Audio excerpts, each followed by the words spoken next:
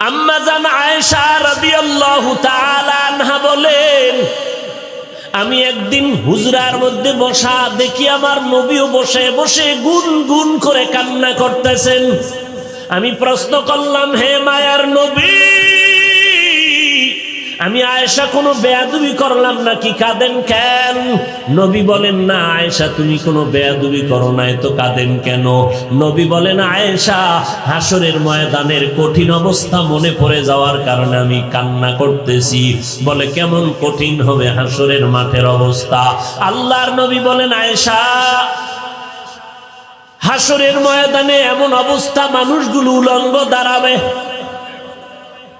ওদিকে আল্লাহ সাইনবোর্ড লাগায় বলবেন, লিমানিল মুলকুল ইয়াউম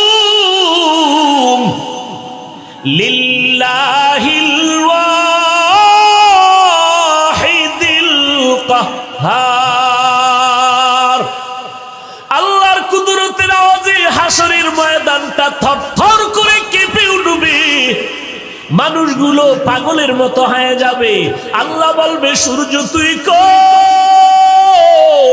একটু নিচের দিকে নেমে আয়, নিচে নেমে এসে তোর যত তাপ আছে জমিনের মধ্যে ছেড়ে দে।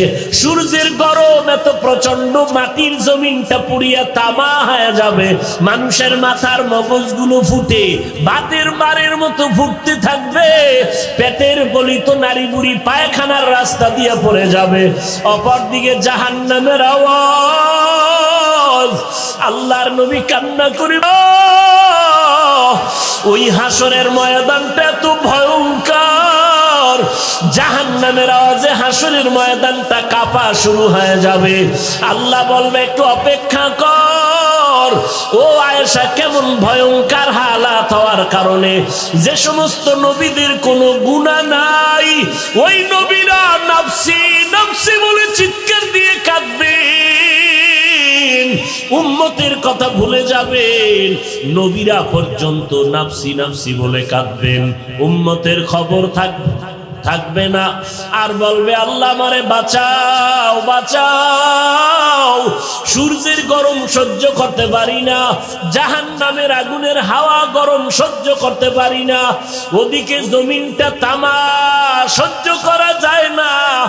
আল্লাহ তাআলা বলবেন, ওয়ামতাজুল ইয়াউমা আইয়ুহাল মুজরিমুন, ও গুনাহগারেরা, তোমরা নেককারদের থেকে আলাদা হয়ে যাও। ও আয়েশা, নবীরা পর্যন্ত কি পরিমাণ ভয়ঙ্কর অবস্থা হলে নবীদের গুনাহ নাই, তারপরও তারা নাফসি নাফসি বলে কাঁদবে। ওই সময়ের আয়েশা কোন নবী উম্মতের খবরও নিবে না, খেয়ালও থাকবে না। আদম নবী উম্মতের ভুলিয়া নাফসি বলে কাঁদবেন, মূসা নবী উম্মতের কথা ভুলিয়া নাফসি নাফসি বলে কান্না করবেন, ইব্রাহিম নবী উম্মতের ভুলিয়া নাফসি নাফসি বলে কাঁদবে। একমাত্র আমি মায়ার নবী ওই হাসরের ময়দানে আমার নাফসি বলে কাঁদবো না, আমি একটা আওয়াজ দিব, উম্মতি উম্মতি, ও আমার উম্মতেরা তোরা কই? আয় আয়, আমি মুহাম্মদ দাঁড়াইয়া আছি। একটা উম্মত জাহান্নামে থাকা অবস্থায় আমি জান্নাতের ময়দানে যাব না। ওরে নবীরা আশেকের দল, এখন কি সেই নবীরে চিনতে পারো নাই? আমার নবী এখনো মদিনায়, উম্মতের কথা ভুলে নাই। ফেরেশতারা প্রত্যেক উম্মতের খবর আমার নবীর দরবারে পৌঁছায় দিতেছে। রে উম্মত, কোন হালাতে জীবনটা চালাইতেছো? এরে যুবক, এখনো কি পারবা না নবীর তরিকার মালাটা গলায় লাগাইয়া ইবাদতের লাইনে চলবা? লেখাপড়া করো, চাকরি করো, ব্যবসা করো, বাধা নাই। ও বান্দা, নবীর তরিকা মতে নামাজ পড়ো, মা বাবার খেদমত করো, উলামায়ে কেরামের কথা শুনিয়ে আমল করো।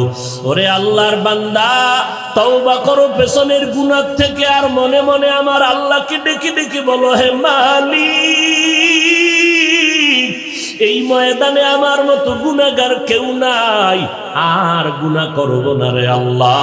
আমার মা বাবা স্ত্রী পরিবার কেউ জানেন আমি কত বড় অন্যায়কারী।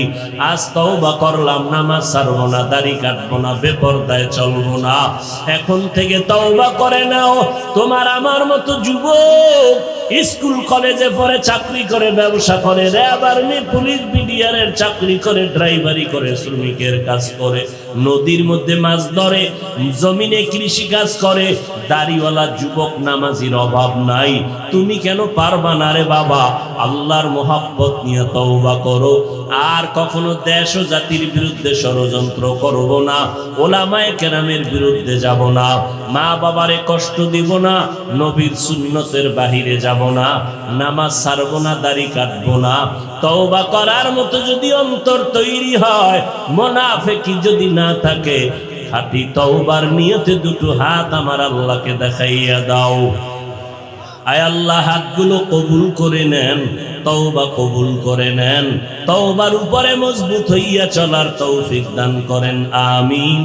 আলহামদুলিল্লাহি রাব্বিল আলামিন, والصلاة والسلام على سيد الأنبياء والمرسلين وعلى آله وأصحابه أجمعين يا أرحم الراحمين يا أرحم الراحمين يا أرحم الراحمين رب ارحمهما كما ربياني صغيرا। ও দয়ার মালিক, গুনার বোঝা মাথায় নিয়ে হাত তুললাম।